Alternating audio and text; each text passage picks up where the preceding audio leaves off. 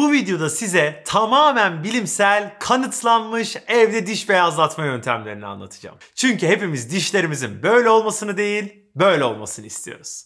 Ben Denturla Klinik'ten Deniz Ertüz. Etrafımdaki insanların bana en sık sorduğu sorulardan biri evde dişlerimi beyazlatmak için ne yapabilirim? Şimdi videoyu çekmeden önce internette biraz hangi yöntemler var, neler anlatılmış diye biraz baktım ama çok net söylüyorum inanılmaz yanlış şeyler var. Birçoğu hem faydasız, birçoğu da zararlı olabilecek şeyler var. Bugün bunların hepsine noktayı koyuyorum. Ayrıca evde yapılabilecek yöntemlerde de işte limon olsun, sirke olsun, kömür olsun bu tariflerden de bahsedeceğim, fikirlerimi söyleyeceğim. Videonun en sonunda da kendi dişlerimi beyazlatmak için neler yapıyorum ya da beyazlığı korumak için nasıl yöntemler uyguluyorum bunlardan da bahsedeceğim. Şunun sözünü veriyorum, bu videoyu sonuna kadar izleyen herkes evde beyazlatma olayını anlamış olacak.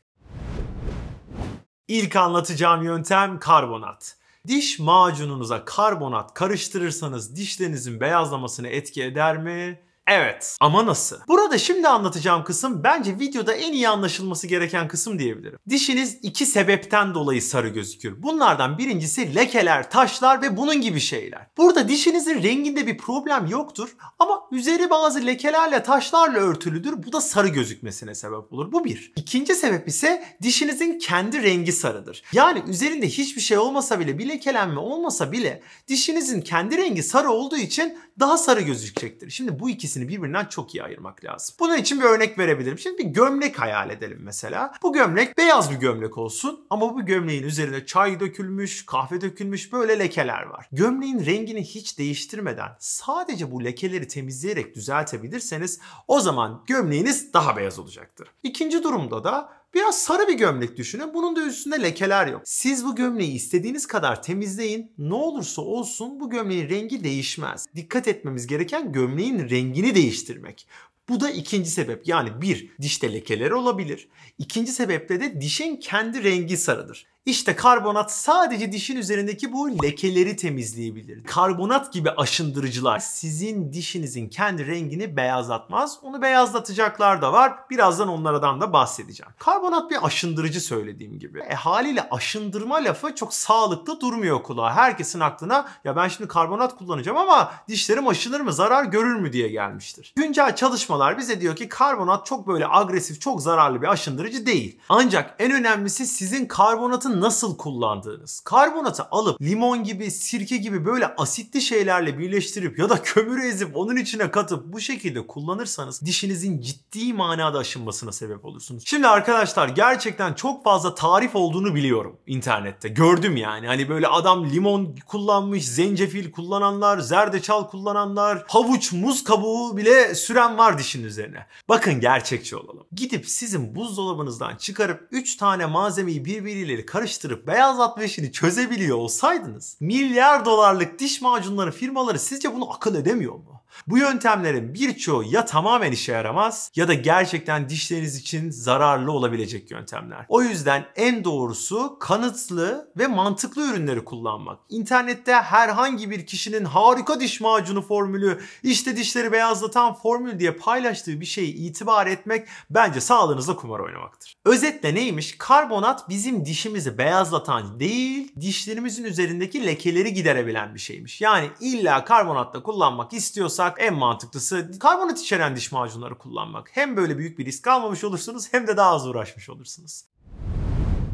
Yavaş yavaş artık gerçekten diş beyazlatma işine gelmek istiyorum evde yapılacak şeylere. İkinci anlatacağım şey beyazlatıcı diş macunları. Şimdi diş macunları sadece leke çıkarma işinin yanı sıra gerçekten dişlerimizde beyazlatma yetisine sahip olabiliyor. Yani sarı gömleği beyazlatmayı da başarabiliyorlar. Burada en önemli husus diş macununun içeriği. Demiştim ya size dişleri de beyazlatabilen maddeler var anlatacağım diye. İşte onlar da peroksitler. Özellikle de hidrojen peroksit. Hidrojen peroksit dediğimiz şey dişlerinize zarar vermeden dişlerinizi kalıcı şekilde beyazlatmanın en sağlıklı ve en geçerli yolu diyebilirim. Eğer diş macununuzun da içerisinde hidrojen peroksitten veya bu peroksit grubu şeylerden varsa o zaman diş macunlarına dişlerinizi beyazlatabilir. Ama bu peroksit dediğimiz şey dişlere zarar vermezken diş etlerine ve yumuşak dokulara biraz zararı olabiliyor. O yüzden diş macunlarına konulan peroksit miktarına çok dikkat ediliyor. Bu da neye sebep oluyor? Diş beyazlatma etkinliğinin düşmesine. Yani evet, hidrojen peroksitli macunlar dişleri beyazlatabilir ama şimdi sayacağım iki yöntem kadar asla beyazlatamaz. Şimdi anlatmaya başlayacağım kalan iki yöntem gerçekten evde bence çatır çatır diş beyazlatma yöntemleri. Üçüncü yöntemimiz diş beyazlatma bantları. Diş beyazlatma bantları net bir şekilde evde dişlerinizi beyazlatabileceğiniz ve tek başınıza uygulayabileceğiniz gerçekten etkili bir yöntem diyebilirim. Peki içinde ne var? Ne beyazlatıyor dişi? Anladınız zaten, hidrojen peroksit. Bu beyazlatma bantlarını herhangi bir eczaneden alabilirsiniz. Zaten üzerlerinde kullanım talimatları bile detaylıca yazıyor. Beyazlatma bantlarını katlıyorsunuz, dişlerinizin üzerine yapıştırıyorsunuz. Çok nasıl kullanıldığına girmeyeceğim. Zaten yazıyor. Ayrı bir videoda belki anlatırız onları gene. Aşağı yukarı 5-6 dakikalık kullanımları oluyor ama markadan markaya da kullanım süreleri değişebiliyor. Burada iki tane büyük uyarı yapmak istiyorum. Dişlerinizde eğer çürükler, çatlaklar ve benzeri durumlar varsa diş beyazlatma bantlarını uygulamak çok doğru değil. Ya da lekeler varsa da diyebilirim. Neden? Çünkü zaten fayda etmeyecek. Gömleğimizi beyazlatmaya çalışıyoruz. Temizlemeye değil. Buraya çok girmiyorum. Herkesin anladığını düşünüyorum buraya artık. Diş beyazlatma bantlarını haddinden fazla dişlerinizde bekletmeyin. Yok uzun süre takayım, gece uyurken takayım, iyice ışıl ışıl olsun dişlerim. Bunlar doğru değil. Hassasiyet gibi durumlara sebep olur. En doğrusu tabii ki her üründe olduğu gibi kullanım talimatlarını okumak.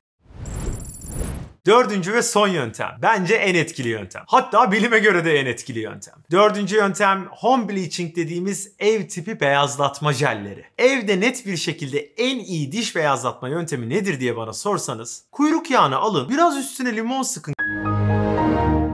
Şaka şaka, home bleaching dediğimiz yöntemdir. Bu özetle bir jel. Bu jeli dişlerimizin üzerinde gerektiği süre kadar bekletiyoruz. Belirli bir süreden sonra dişlerimiz evde kolaylıkla beyazlıyor. Olay bu kadar basit. Gene bantlarda olduğu gibi bekletme süresi markasına göre, efendime söyleyeyim işte alındığı yere göre, ürüne göre değişebiliyor. En mantıklısı gene aynı bantta olduğu gibi kullanım talimatlarını okumak. Şimdi bu yöntemin bir tane ciddi eksisi var. Herkes bana çok kızacak bunu söylediğimde. Bu yöntemde jeli ağzınıza göre yapılmış bir plak aracılığıyla uyguluyorsunuz. Her ne kadar bu bir evde beyazlatma yöntemi olsa da en az bir sefer bir diş doktoruna uğramanız gerekiyor ki sizin ağzınıza göre bir plak yapılsın. Bana kızsanız da benim amacım burada size bir mucize veya bir gizli formül vermek değil. Çünkü bu olaylarla ilgili bir mucize ve gizli formül yok. Ben burada sadece size doğru, bilimsel ve gerçek bilgiyi vermeye çalışıyorum. Zaten önceden de dediğim gibi diş beyazlatmanın böyle harika gizli bir formülü olsa herkes bu formülü uyguluyor olurdu şu an. Siz de bu videoyu izlemiyor olurdunuz. Videonun başında kendim neler yapıyorum ve ekstra tavsiyelerde bulunacağım. Bunlardan bahsedeceğim demiştim. Buraya gelmeden hemen bir konuyu özetleyeyim. Ne dedik? Dişlerimizin sarılığının sebebinin iki sebebi olabilir. Bunlardan birincisi dişlerimizin üzerindeki lekeler. Diğeri de dişimizin kendi renginin sarılığı. Bunların ikisine yaklaşımlar farklı. Bunu iyi ayırt etmemiz lazım. Yoksa yanlış yöntemlerle durmadan kendinizi yorarsınız. Bunu unutmayın. Bu videodan en çok bunu anlamanızı istiyorum. Ancak ne olursa olsun kömür, limon böyle garip grup tarifleri asla lütfen uygulamayın. Bunu sadece sizin için söylüyorum. Dişlerinizin çizilmesine, aşınmasına sebep olursunuz. Hem daha derin lekeler oluşacaktır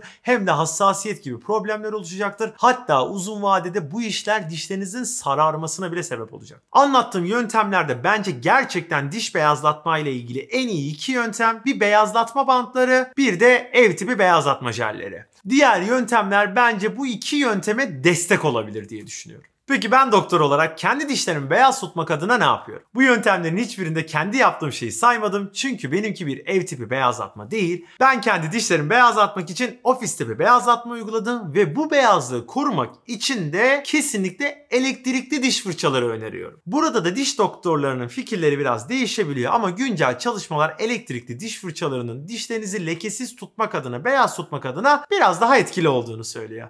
Haliyle herkes şimdi ofis tipi beyazlatmanın detaylarını merak ediyor. Nasıl bir işlem, zararlı mı, ne kadar sürüyor? Eğer ki bu videoda 500 beğeni gelirse Ezgi Hoca ile beraber söz klinikte bir beyazlatma videosu çekeceğiz. Bu videolardan haberdar olabilmek için de sizden ricam kanala abone olmak olsun. Hepinizi öpüyorum. Beyaz dişler diliyorum. Görüşmek üzere.